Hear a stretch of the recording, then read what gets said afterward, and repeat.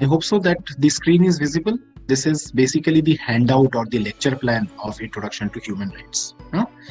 तो ये अगर आपको दिख रहा है तो लेट मी कंटिन्यू। ये आपका लेक्चर प्लान है। इसमें हम क्या क्या चीजें कोर्स में कवर करेंगे और कितने लेक्चर्स के आसपास लेंगे, ये चीजें क्लियर है इसमें, है ना। तो the course content basically contains first is the general idea of human rights and United Nations, ठीक। Then what rights are human rights, क्योंकि अगर यूजुअली आप किसी से भी पूछे that what are human rights तो दे आर वेरी कंफ्यूज्ड कि कौन सी चीजें ह्यूमन राइट्स में आएंगी। In fact the first lecture which I have already meld you guys, the video lecture, उसको आप जरूर देखें तो आपको थोड़ा सा और प्राइस भी होंगे और आप थोड़ा सा और आइडिया भी हो जाएगा that what are basically the human rights. Then एक कॉन्सेप्ट आता है, क्योंकि ह्यूमन राइट्स बहुत सारे टाइप के होते हैं, civil rights, political rights, social rights. तो क्वेश्चन पूछा जाता है कभी कभार that are social rights genuine human rights, एक क्वेश्चन होता है। और the truth is that they are definitely genuine human rights, लेकिन उसकी एप्लीकेशन और बाकी राइट्स की एप्लीकेशन जो है वो थोड़ी सी डिफरेंट होती है। Then we will also come to know about the international human right laws and some organizations. तो हमें उन चीज़ों के बारे में भी पता चलता है। We will also try to understand some human values and principles, ताकि human values and principles discourses on human virtues में already covered है, लेकिन फिर भी थोड़ा बहुत इसमें भी ज़रूरत पड़ेगी। देन उसके बाद से ये सारे के सारे टॉपिक्स जो हैं ये ह्यूमन राइट्स वायलेशंस में आते हैं। जैसे the first one which we will be discussing is ragging, है ना। Whether ragging are human rights violation, and they are, है ना। As per the supreme court of India decision, ragging has been considered as a human rights violation. तो उसको जो है माना गया है और उसके अगेंस्ट में लॉज भी हैं। आप एंटी रैगिंग स्क्वाड देखते होंगे यूनिवर्सिटीज में, आपको एक रैगिंग का फॉर्म भर के देना पड़ता है एंड सो ऑन। पेरेंट्स को भी जो है एफिडेविट्स भेजने पड़ते हैं and so on. These are all basically coming from UGC, AICTE and so on. तो ये नॉर्म्स हैं जिसको फॉलो करना पड़ता है as per the supreme court's decision of 2001। तो उसके बाद से जो है बैन ऑन रैगिंग हुआ है, उसके बारे में थोड़ा सा हम पढ़ेंगे। उसके बाद हम आएंगे जो नेक्स्ट टॉपिक है, और उसके बाद से जितने भी टॉपिक्स हैं वो सारे के सारे इंटरनेशनल ह्यूमन राइट्स वायलेशंस हैं। Ragging can be considered as a parochial one, precisely because ragging बहुत सारे देशों में लोगों को पता भी नहीं है कि क्या होता है एंड सो ऑन। तो रैगिंग ऑल ओवर वर्ल्ड तो नहीं है, लेकिन बाकी सारी चीजें जो हैं वो मोर or less all over the world है। जैसे कि सेंसरशिप। नाउ यूजुअली सेंसरशिप से हमारी अंडरस्टैंडिंग जो होती है वो ये होती है कि मतलब कि मूवीज को आपने सेंसर कर दिया एंड सो ऑन, है ना। सेंसर बोर्ड जो है मूवीज को सेंसर करती है, बट सिर्फ वो सेंसरशिप नहीं होती है। Censorship is basically an act through which government usually curtails your right to freedom of expression। तो इसके बारे में हम काफी सारी चीजों के बारे में बात करेंगे। फिर साथ में censorship and democracy as well as the theoretical discourse and pornography and obscenity, ये भी सेंसरशिप में आता है। तो ये सारे के सारे टॉपिक्स जो है हम डिस्कस करेंगे। This is going to be the first part from the international understanding. उसके बाद हम political prisoners and just punishment के बारे में बात करेंगे। पॉलिटिकल प्रिजनर्स कौन होते हैं? Political prisoners are usually not normal type of prisoners जिन्होंने की कोई क्रिमिनल एक्ट किया है and so on, but rather than political prisoners वो लोग होते हैं जो कि they have raised their voice against the government. उन्होंने क्रिटिसाइज किया है गवर्नमेंट को या गवर्नमेंट की पॉलिसीज को नहीं, गवर्नमेंट के जो है गवर्नेंस को नहीं मानते। तो ऐसे लोगों को जब इम्प्रिजन किया जाता है तो उनको हम कहते हैं पॉलिटिकल प्रिजनर्स। तो इसके बारे में हम काफी डिस्कस करेंगे। इसमें कुछ ऑर्गेनाइजेशंस भी हैं, जैसे एमनेस्टी इंटरनेशनल है, तो उसके बारे में भी या उसके रोल के बारे में पता कर लेंगे। Then we will talk about 4 more topics: exile, house arrest, disappearances and extrajudicial executions. Exile आपको पता होगा कि किसी देश से किसी को बाहर निकाल देना। हाउस अरेस्ट अपने ही घर में बंद करके रख देना। डिसअपियरेंसेस बेसिकली मतलब गायब हो जाना, किसी को गायब कर देना कंप्लीटली। अब उसकी डेथ हो गई है, उसको डिपोर्ट कर दिया है या whatever is not something which is known, therefore we call it disappearances. And last but not the least, extra judicial executions. Extra judicial executions को नॉर्मल भाषा में अगर आप समझने की कोशिश करें या जो बोलचाल की भाषा है हमारी, तो उसमें हम कहते हैं एनकाउंटर, किसी का एनकाउंटर कर देना। तो एनकाउंटर वाली जो किलिंग्स होती हैं जो है एक्स्ट्रा जुडिशियल एग्जीक्यूशंस में आता है, तो इसके बारे में भी हम बात करेंगे। Then we will more or less have the minor one, minor one minor two होगा कि मिड सेम होगा, तो जो भी है ये पुराना थोड़ा सा शेड्यूल है। फिर हमारे पास नेक्स्ट टॉपिक है टॉर्चर। तो हम टॉर्चर के थ्योरेटिकल डिस्कोर्सेस, लोग टॉर्चर क्यों करते हैं, कैसे कर लेते हैं, ये सारी चीजों के बारे में भी डिस्कस करेंगे। We will also talk about the medical involvement, यानी कि the nurses and the doctors who are associated with these kind of things, है ना, as well as the state and human rights issues. तो ये सारे issues को भी जो है हमें डिस्कस करना होगा। The next topic which we will be discussing is death penalty, है ना। आपको पता होगा कि हमारे देश में डेथ पेनल्टी है, यूएस में है, चाइना में है, पाकिस्तान में है, ईरान में है, इराक में है, अफगानिस्तान में है, लेकिन बहुत सारे यूरोपियन कंट्रीज जो है डेथ पेनल्टी को कंप्लीटली अबॉलिश कर दिया।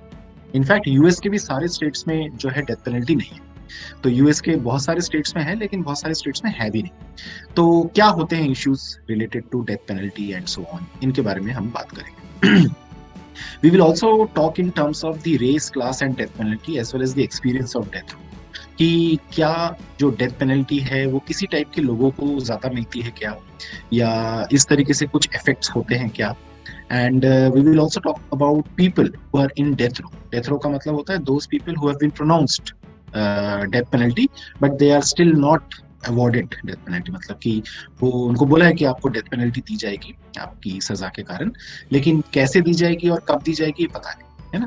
फिर इसमें हम ये भी चीजें पढ़ेंगे कि कैसे कैसे लोगों को डेथ पेनल्टी दी जाती है, एंड वेदर डेथ पेनल्टी के जो नए नए तरीके हैं whether they have turned human और नॉट, तो इसके भी कुछ इश्यूज हैं। And obviously along with this we will be also talking about the medical involvement, the state and the human rights violation। तो वही नर्सेज एंड डॉक्टर्स का जो रोल है जिसको कि काफी क्वेश्चन किया जाता है बहुत बार, तो ऐसे इश्यूज को भी थोड़ा सा डिस्कस करेंगे। Then the topic will have apartheid, है ना, अपार्थीड, रेसिज्म, कास्टिज्म, ये वाले इश्यूज जो हैं, as well as gender and apartheid. Normally लोगों को लगता है कि अपार्थीड की हिंदी जैसे बोलते हैं रंग भेद होता है, बट अपार्थीड सिर्फ और सिर्फ रंग भेद नहीं होता है।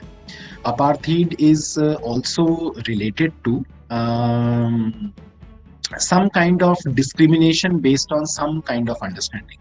ये जेंडर बेस्ड अपार्थीड भी होता है, कलर बेस्ड अपार्थीड भी होता है, कास्ट बेस्ड अपार्थीड जैसे हमारे देश की प्रॉब्लम है, और इस तरीके की चीजें। तो ऐसे बहुत सारे इश्यूज हैं अपार्थीड से रिलेटेड, तो इन सब चीजों के बारे में बात करेंगे। along with that we will also talk about some women rights here। We will also talk about some women rights in the later part of the course, but यहाँ पर भी जो है जैसे पॉलिटिकल प्रोसेसेस में पार्टिसिपेट नहीं करने देना विमेन। आज भी बहुत सारे देशों में विमेन के पास राइट्स नहीं है टू वोट, है ना, और participate in any kind of political processes. तो क्या ये जस्टिफाइड है? तो इन सारी चीजों के बारे में बात करेंगे। We will also have a comparison, censorship, torture, political prisoners and death penalty. तो ये सारी चीजें भी आप देखोगे तो और बिगर अंडरस्टैंडिंग में इसको समझ पाओगे, ठीक है ना। The next topic which we are going to discuss is slavery। आपको पता होगा कि slavery has been completely banned all over the world, है ना, लेकिन आज भी slavery होती है, and India is also one of the countries जहाँ पे कि slavery predominant है। तो क्यों है, कैसे है, और सिर्फ इंडिया में नहीं, all over the world different different types of slavery होती है। Old form of slavery, new form of slavery, slavery का नया और बदलता रूप जो है इसको भी हम डिस्कस करेंगे। So that is also something which you will come to know in this course. You will also और we will also talk about genocide, homicide and its brief history. Genocide normally, genocide या homicide को normally Hindi में बोलते हैं नरसंहार। तो इसमें बहुत सारे लोगों की किलिंग होती है, बट द ट्रूथ इज कि सिर्फ किलिंग होना ही जेनोसाइड नहीं है। There are other ways as well जिसके थ्रू जो है लोगों की डेथ होती है, या लोगों की आइडेंटिटीज को जो है कंप्लीटली एबॉलिश कर दिया जाता है। What are those, how that is happening, और इसमें बहुत सारा थ्योरेटिकल डिस्कोर्स है, तो इन सब चीजों के बारे में भी पढ़ेंगे। हम ये भी देखेंगे 10 stages of genocide, that how people और there is the environment of genocide, है ना, तो उनको भी डिस्कस करेंगे। उसके बाद क्या होता है, कि बहुत सारे लोग जो है वहां से भाग जाते हैं, है ना। जब जेनोसाइड हो रहा होता है तो बहुत सारे लोग भाग जाते हैं, तो जब भागते हैं तो वो फिर दूसरे देश में जो है रेफ्यूज पाते हैं। तो द प्रॉब्लम ऑफ रेफ्यूजीज का, so the next topic which we will be discussing is refugees. तो रेफ्यूजी है, एसाइलम सीकर है, इंटरनली डिस्प्लेस्ड है, ऐसे बहुत सारे टॉपिक्स हैं जिनको कि हम डिस्कस करेंगे। साथ में border controls, experience of displacement, और साथ में race, citizenship and refugee issues, ये सारी चीजें भी डिस्कस करेंगे। तो ये आपको जो है काफी कॉम्प्रिहेंसिव मुझे कहना चाहिए कि आउटलुक बताएगा। जब रेफ्यूजीज के डिस्कशंस को खत्म करेंगे तो उसके बाद हमारे पास कुछ टॉपिक्स हैं और जिसको कि हमें कवर करना होता है। First is the women rights, ठीक है। विमेन राइट्स में और विमेन इश्यूज में बहुत सारे होते हैं, जैसे कि FGM है, इसको कहते हैं फीमेल जेनिटल म्यूटिलेशन। इसके बाद सती है, हमारे देश में एक बहुत बड़ी प्रॉब्लम थी। फोर्स स्टेरिलाइजेशन है, जो कि चाइना जैसे देशों में बहुत हुई है। तो इन इश्यूज को पढ़ेंगे। इसी के साथ साथ हम चिल्ड्रन इश्यूज भी पढ़ेंगे, लाइक चाइल्ड लेबर, ये तो हमें पता है हमारे देश में भी प्रेडोमिनेंट है। चाइल्ड सोल्जर्स, जिसके बारे में आपको पता नहीं होगा, तो चाइल्ड सोल्जर्स की भी इश्यूज को पढ़ेंगे। स्ट्रीट चिल्ड्रन, बेगर्स, है ना, इनके इश्यूज को भी जो है हम पढ़ेंगे। उसके बाद जो नेक्स्ट टॉपिक्स हैं वो है यूथेनेशिया एंड अबॉर्शन। तो यूथेनेशिया, जिसको आपको पता होगा कि मर्सी किलिंग भी कहते हैं, और एबॉर्शन एक बहुत बड़ा इश्यू बनता जा रहा है आजकल। तो इसके बारे में भी जो है हम डिस्कस करेंगे। And last but not the least, we will discuss or having a very brief understanding of the comparative analysis of slavery, race and refugees. ठीक है, तो ये सारे चीजें या ये सारे टॉपिक्स जो है हमारे ह्यूमन राइट्स के डिस्कोर्स में होते हैं। We again take around 40 to 45 lectures to cover this course. अब क्योंकि वीडियो लेक्चर्स हैं और क्लासेस हैं, तो हो सकता है कि लेक्चर्स कम हो, क्योंकि 2 ही क्लासेस अलॉट की गई हैं एक सेमेस्टर में, तो 30 से 35 क्लासेस ही लगेंगी, इससे ज़्यादा नहीं लगेंगी। और बाकी लेक्चर्स ज़्यादा होंगे आपके पास यूट्यूब पे, तो आप वहाँ से भी देख सकते हैं। Let us also talk about the evaluation method. This is important for students. Evaluation method क्या होगा? आपका एक सेमेस्टर प्रेजेंटेशन होगा। दैट मीन्स कि you will be asked to present online, है ना।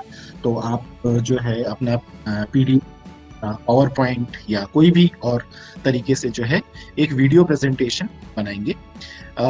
रिकॉर्ड नहीं करना है आपको, आपको ऑनलाइन आना है। तो we will be having days for presentation, जैसे कि आज सुबह से चालू हुआ और शाम तक चला। हमने पिछले सेमेस्टर में भी कोशिश करी पर हो नहीं पाया, but now we have better ways to do it.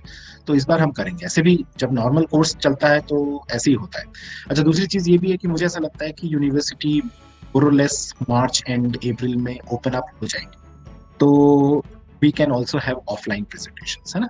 अगर ऑफलाइन प्रेजेंटेशंस है तो बहुत अच्छा है, अगर ऑफलाइन प्रेजेंटेशंस नहीं है तो we will go for online presentations, that's not going to be a problem. तो हम उसके डेट्स और वो टाइम डिसाइड कर लेंगे। That will be of 10 marks, है ना।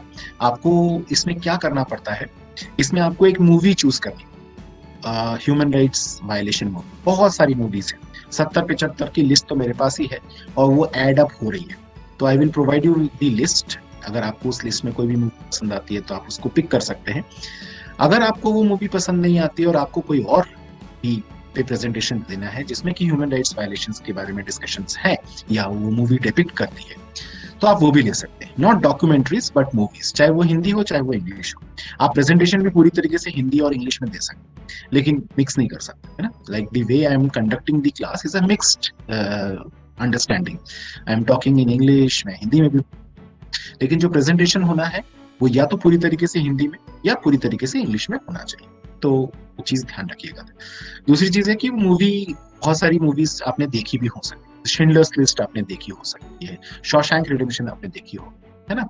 या हिंदी में भी बहुत सारी मूवी है, जैसे बैंडिट क्वीन है, या बहुत सारी मूवीज है हिंदी में, like this movie I am forgetting, John Abraham, Katrina Kaif and Neil Nitin Mukesh, what was the name of the movie? New York. तो न्यूयॉर्क है। ऐसे बहुत सारी मूवीज हैं जिसमें कि ह्यूमन राइट्स वायलेशंस को डिस्कस किया जाता है। तो ऐसी मूवीज जो है हमारे उस लिस्ट में है, तो आप उसको देख सकते हैं। And students in human rights have made me prouder always and every time. उन्होंने जो है मुझे बहुत सारी ऐसी मूवीज के बारे में बताया जो मुझे नहीं पता थी, और उन्होंने उसको देखा, उन्होंने उस पे प्रेजेंटेशन बनाया, उन्होंने प्रेजेंटेशन दिया, और ऑब्वियसली उसके कारण से मूवीज की लिस्ट भी जो है काफी बड़ी होगी। मैं आपको मूवीज की लिस्ट और सारी चीजें नेक्स्ट लेक्चर्स में बता दूंगा, do not worry about it. और हमारे पास बहुत सारी मूवीज है ना, तो वो भी कोई इश्यूज नहीं है। तो ये एक प्रेजेंटेशन देनी पड़ती है जो कि 10 मार्क्स के आसपास की होती है, और it is considered as one of the touch stones of this course. लोग जब इस कोर्स को लेते हैं तो उस मूवी के प्रेजेंटेशन में सिर्फ वो बच्चे नहीं आते हैं, उनके फ्रेंड्स भी आते हैं, कभी कभार फैकल्टी मेंबर्स भी आते थे। और it used to be a very very amazing thing जो हमारे ह्यूमन राइट्स में हुआ करता था। भी ऑनलाइन है तो थोड़ा सा डिफरेंट हो गया है, but still we can always have an online presentation and students enjoy it as well. क्योंकि मूवी एक तो आप देखते हो एंटरटेनमेंट के लिए, but then if you want to understand the issues related to it, तो एक अलग पर्सपेक्टिव मिलता है चीजों को देखने का, समझने का, एंड सो ऑन। तो you will enjoy the discourse if you are in this course, है ना। तो वो चीज है। अच्छा, उसके छोड़ के अगर हम मिड सेमेस्टर एग्जामिनेशन देखें तो वो 30 मार्क्स का है। एक असाइनमेंट या क्विजेस होंगे कुछ इस कोर्स में, तो वो 10 मार्क्स का है। वो हम डिवाइड कर देंगे 5-5 में, है ना। हम 2-3 क्विजेस या 2-3 असाइनमेंट्स करवा लेंगे, और उसमें से बेस्ट जो भी आपका होगा उसको हम ले लेंगे।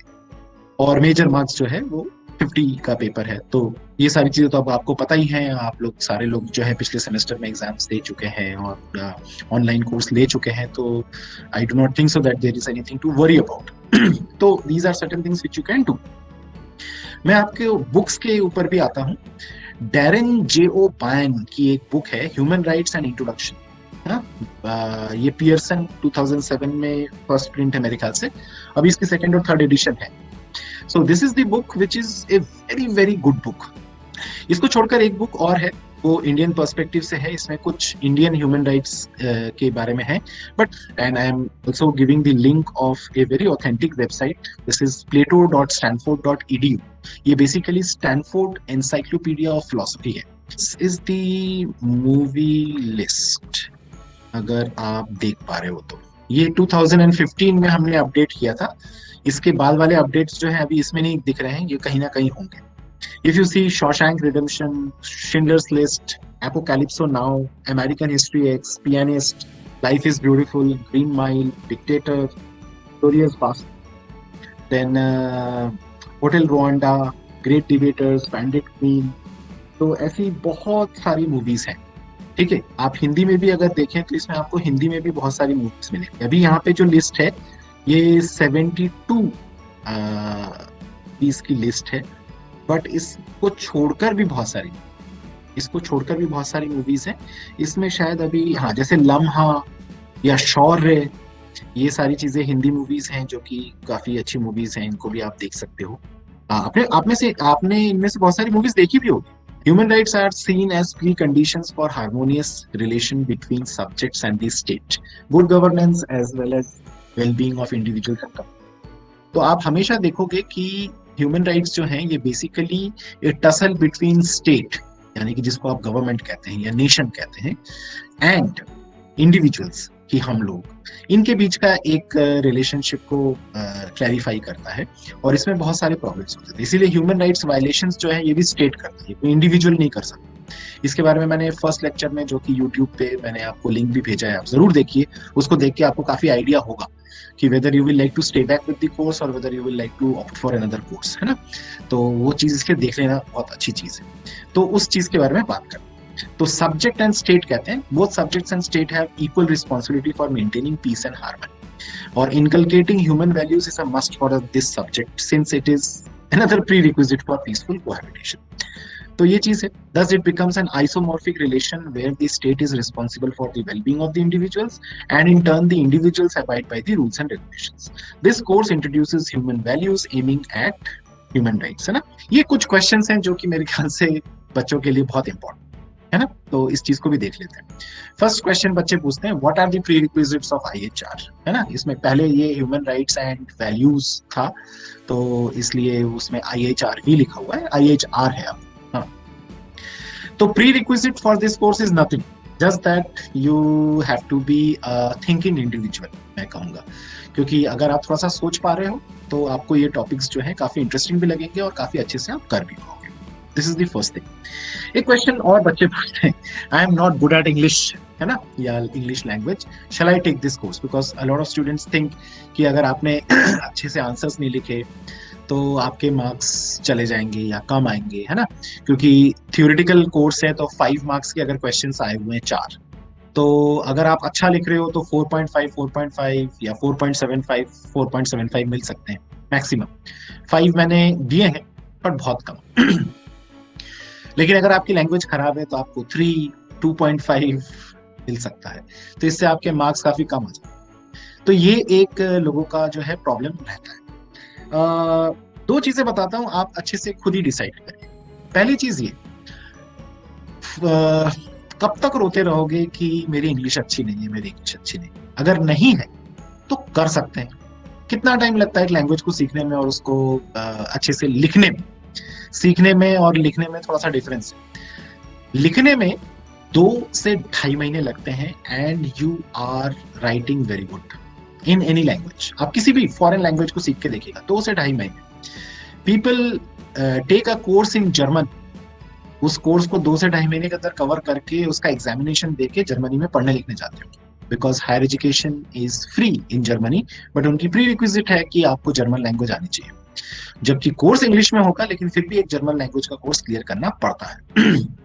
तो पीपल डू दैट, तो टाइम नहीं लगता है और लैंग्वेज सुधार सकते हैं। और दूसरी चीज, अगर आपको इतना ही डर लग रहा है कि नहीं लिख पा रहा हूँ, तो थोड़ा सा प्रैक्टिस करके देखो, हो जाता है। आपसे कोई बोलने के लिए तो अभी नहीं कह रहा है ना, हालांकि प्रेजेंटेशन में भी आप हिंदी में दे सकते हो, तो ऐसा कोई नहीं है। एक क्वेश्चन और बच्चे बहुत इंटरेस्टिंग पूछते हैं, I believe in God, religion, casteism, racism, है ना, will it change my believe in all this course, will it be changing your ideas over here? The truth is, आप जिस चीज पे भी भरोसा करते हैं आप उस चीज पे हमेशा भरोसा करें, ठीक है ना। कोई कोर्स या कोई पर्सन आपको चेंज नहीं कर सकता unless you want to change. दूसरी चीज, हम इस कोर्स में ऐसी कोई भी चीज नहीं बताते हैं जिसमें कि आपको किसी चीज पे भरोसा हो जाए या किसी चीज का भरोसा हट जाए। We deal this course in a very very objective fashion. मैं आपको कभी भी अपने पॉइंट ऑफ व्यूज नहीं बताऊं कि देखो ऐसा होना चाहिए या ऐसा नहीं होना चाहिए।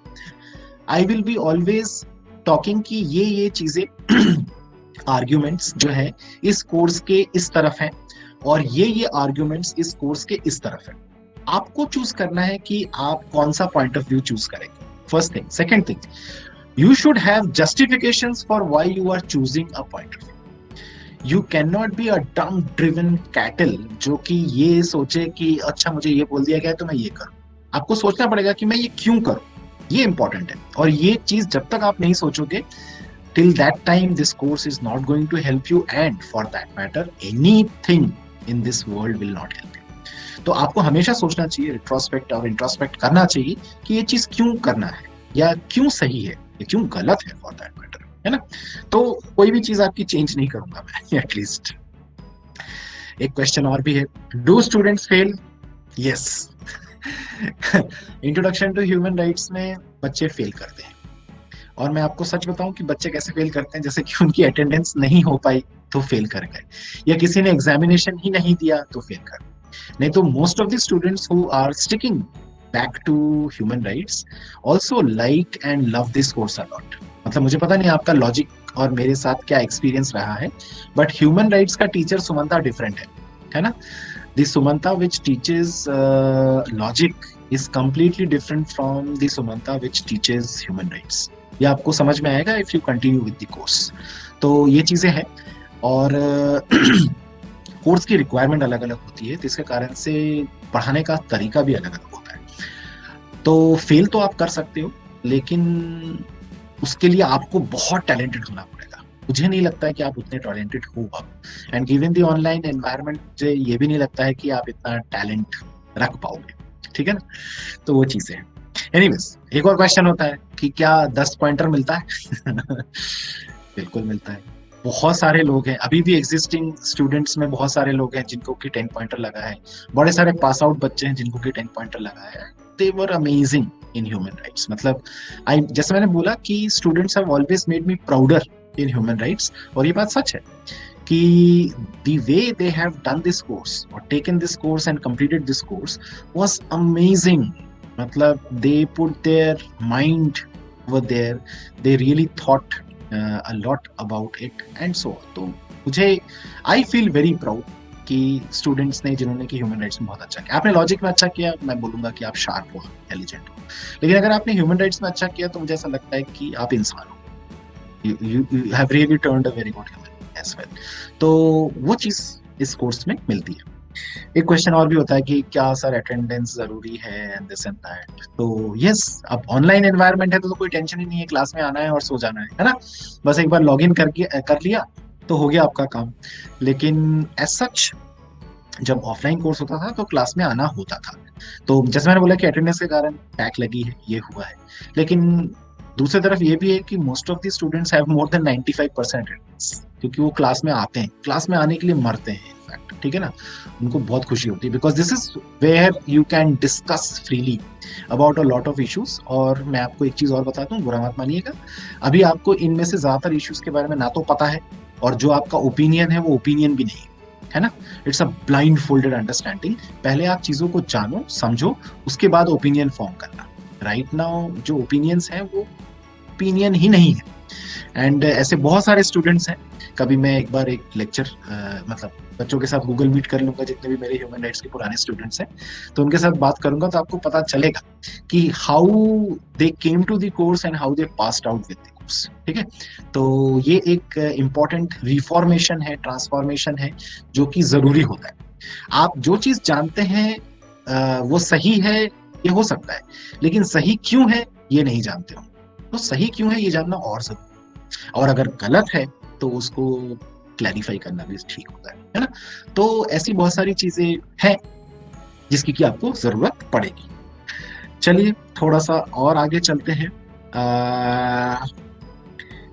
What are the things which you will learn in this course. पहली चीज, ह्यूमन राइट्स क्या है। ठीक है, कौन कौन सी चीजें ह्यूमन राइट्स है, कौन कौन सी चीजें ह्यूमन राइट्स नहीं है, ये जानना भी बहुत जरूरी है। बहुत बार बहुत सारे लोग कहते हैं कि अरे मेरा ह्यूमन राइट्स वायलेशन हो रहा है, रेप हो गया है वहां पे, कितना ह्यूमन राइट्स वायलेशन होता है, या कहीं पे जो है लोगों को फालतू में मार दिया है, बहुत ह्यूमन राइट्स वायलेशन। दंगे हुए, फसाद हुए, की डेथ हुई, लोगों को कुछ कुछ किया गया, ह्यूमन राइट्स वायलेशंस हैं क्या, पता होना चाहिए।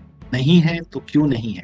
ठीक है, कौन वायलेट करता है ह्यूमन राइट्स, जैसे मैंने पूछा भी था या बताया भी था भी, आप कोई पर्सन नहीं कर सकता, लेकिन स्टेट कर सकता है। अब स्टेट के जो पर्सन होते हैं, स्टेट का मतलब क्या होता है, जैसे गवर्नमेंट, या स्टेट का मतलब क्या होगा, जैसे पुलिस कर सकती है, आर्मी कर सकती है, कोई government official with the position of being attached to a government office कर सकता है, या एक ग्रुप ऑफ पीपल कर सकता है। तो कैसे होती हैं पॉलिसीज, कैसे ह्यूमन राइट्स वायलेशन करती हैं, सो ऑन, इसके बारे में बात करेंगे। तो how they get violated is also something which we will be answering, and what are the measures taken to reduce them, है ना।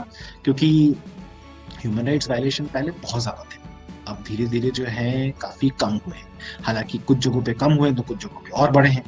तो ये सारे मेजर्स क्या लिए गए हैं, कैसे करते हैं, कैसी चीजों को ठीक किया जाता है, किन किन कौन कौन से देश है जो कि ह्यूमन राइट्स इंडेक्स में बहुत ऊपर आते हैं, जैसे हम लोग बहुत नीचे आते हैं, हमारे देश में ह्यूमन राइट्स वायलेशन बहुत ज्यादा है, लेकिन बहुत सारे देशों में बहुत कम है। क्यों कम है, कैसे कम करते हैं, है ना। ऐसे यूएस को मत सोचिएगा आपकी ह्यूमन राइट, बहुत डेवलप्ड कंट्री है तो उसमें ह्यूमन राइट्स वायलेशन नहीं होते, वहां होते हैं, बहुत होते हैं।